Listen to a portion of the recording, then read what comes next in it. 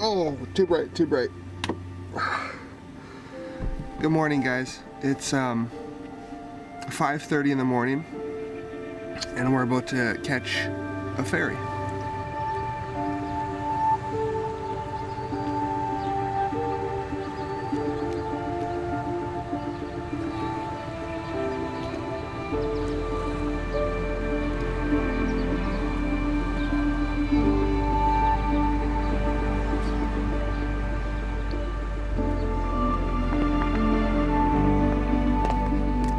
Good morning, guys. I hope that you enjoyed that drone footage as much as I did. Remember that drone footage? I got that yesterday, so that's why it went from light and now it's dark again. We're at the ferry terminal. The ferry is behind us just over there. That's the Coho ferry. We're in Port Angeles and we're headed back to Victoria. Victoria is just over there, about 40 kilometers across the water. We're excited to be home. The first couple things we noticed, obviously the terrain, lots of trees, lots of rolling hills, mountains you can say.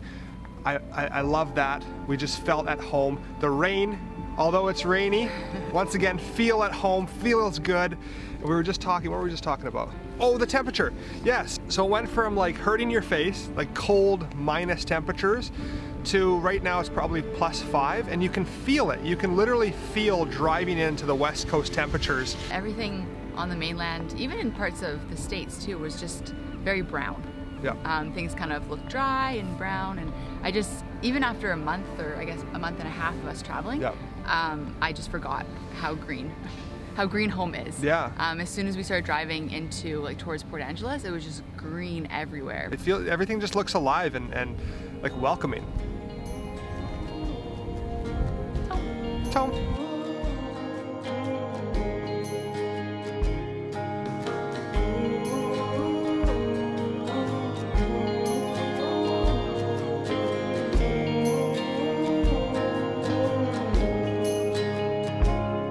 The sun is coming out just for us to go home. It's awesome. Ah, so excited right now. Buried my fear, and we scattered like trees, sometimes in line, but I'm down all the time.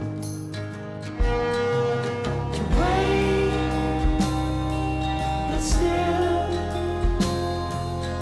trouble by trouble by trouble. 1 year ago, I was standing here, actually a little over 1 year ago, I was standing in this exact spot. I'm pretty sure, I gotta go look at the footage.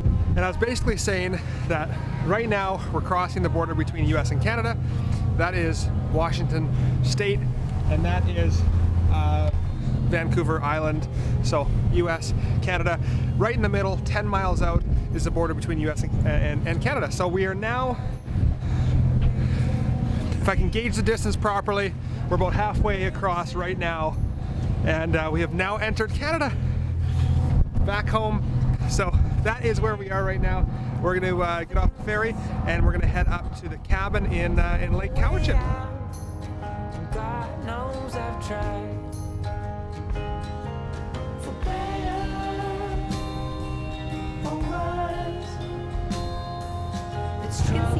Yeah, you can see it. That's home. That's home, right over there. Oh, and last time I did the trip, I was alone. And this time, I had somebody to do it with. I'm gonna make a full video on that as well. I'm gonna talk about, there's lots of videos on the way. There's lots of videos. What is it like traveling with somebody else? Was the space an issue? And how many fights did we get in? Excluding last night. It's all on its way, I promise it.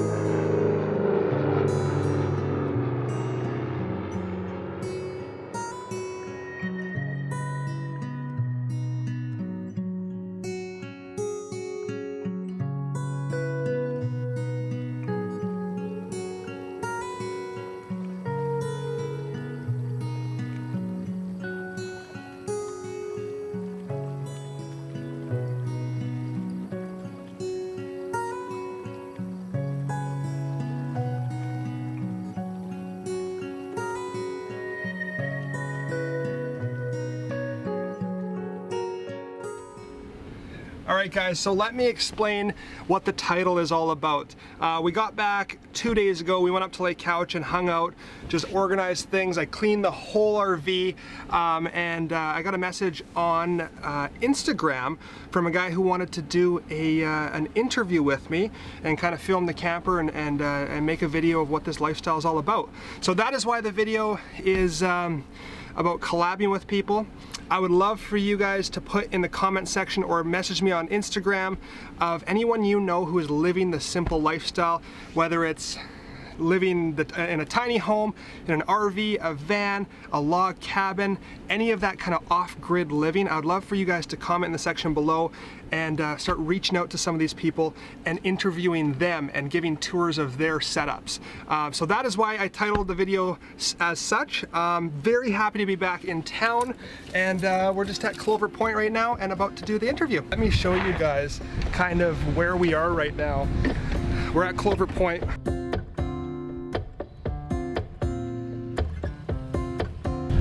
Which is a beautiful area here in Victoria. And I'm just waiting for the interviewer to show up. So happy to be home. I mean, look at how beautiful it is. How can you not miss this? Everything's green. Once again, we're by the water, which just feels good instantly. And just lots of plans for the future. I am with Forrest right here. Hey, what's up? And we are collabing. He just interviewed me. It's kind of weird being interviewed because I'm used to being on camera, but I'm also used to being able to edit the footage. I don't know what he's gonna do with the footage, all my mess ups, right? I'm gonna include them all. I don't know. Make sure to make you look real bad. Yeah, of course, of course. No, this has been a lot of fun, and like I was telling you guys, I want to collab with more people and just see everyone's setup.